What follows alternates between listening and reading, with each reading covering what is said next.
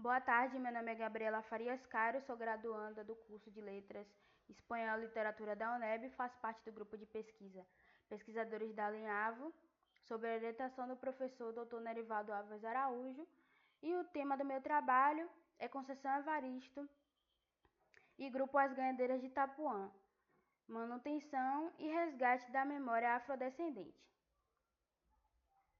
A questão norteadora do trabalho é: quais os elementos convergentes entre os poemas de Conceição Evaristo e as manifestações culturais do grupo As Ganhadeiras de Itapuã, que consolidam e resgatam a memória afrodescendente?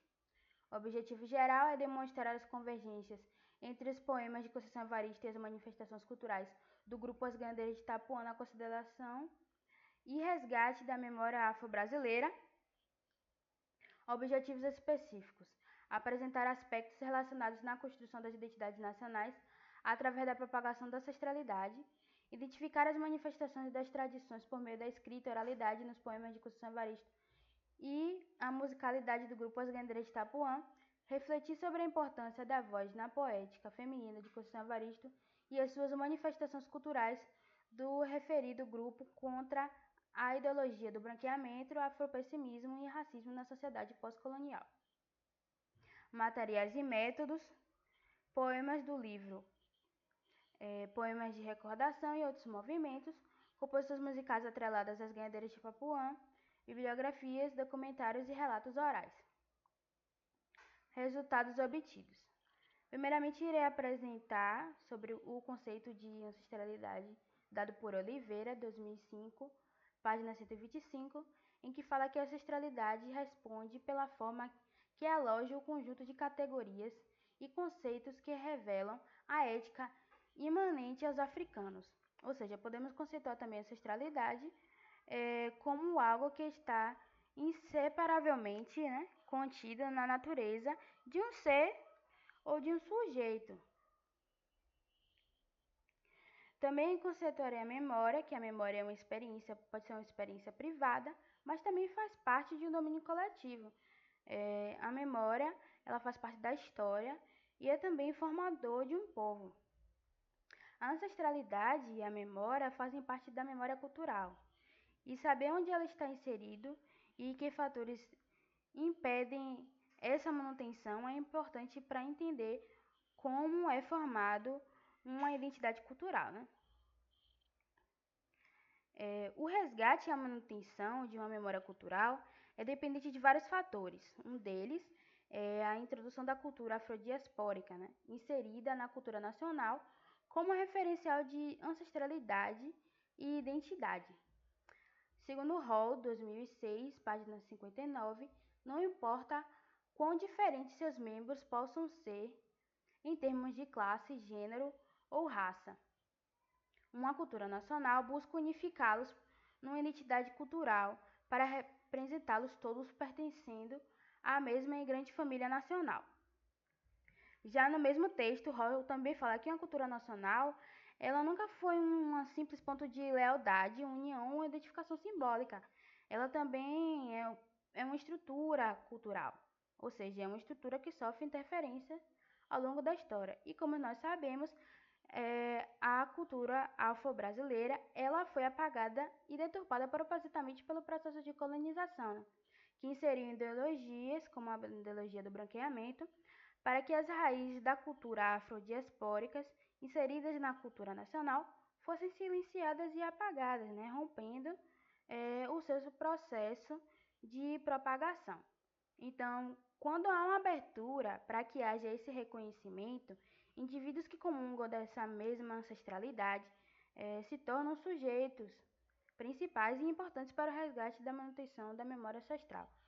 E o grupo As Ganhadeiras de Itapuã e a escritora Conceição Evaristo são exemplos desse sujeito.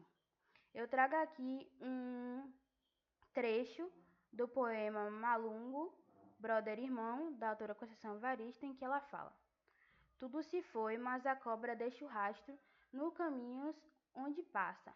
Os homens constroem no tempo laços de esperança que amarram e sustentam o mastro que passa da vida em vida. Heranças nossas divididas com você. Malungo, brother, irmão. Evaristo, 2017, página 18 e 19. Então, Conceição Evaristo, através da denúncia, ela aborda no poema toda a riqueza que o Brasil conquistou através da mão de obra africana, né? Também insere símbolos da cultura africana, como a cobra, que representa nascimento, e assim a mesma também diz no poema que mas a cobra deixa o seu rastro nos caminhos onde passa. Então esse rastro é a marca deixada pelos ancestrais na história da cultura afro-brasileira. Em outro trecho, ela também fala de laços de esperança. Esse laço de esperança pode ser uma analogia para o compartilhamento, né, e a sustentação da apresentação da cultura. Quando falamos das Ganhadeiras de Itapuã, primeiramente foi um grupo musical criado no bairro de Salvador, Itapuã, e que surgiu sem pretensão alguma, né? Como uma integrante, Verônica Raquel, para o documentário do TV UFO da fala. Nós nos reunimos no terreiro de Dona Marianinha. Nós não tínhamos nem a impressão de que esse grupo se tornaria as Ganhadeiras de Itapuã. Era um grupo que se reunia para relembrar coisas do passado. Então, realmente, esse grupo foi formado com o intuito de perpetuar as tradições afro-brasileiras, né? Para Souza, em 1996, a realização de serviços diversos e atividades de comércio eram chamadas ganhos. Daí o nome do grupo, as Ganhadeiras de Itapuã. O nome ganhadeira é até hoje uma representação de luta e independência dessas mulheres, né?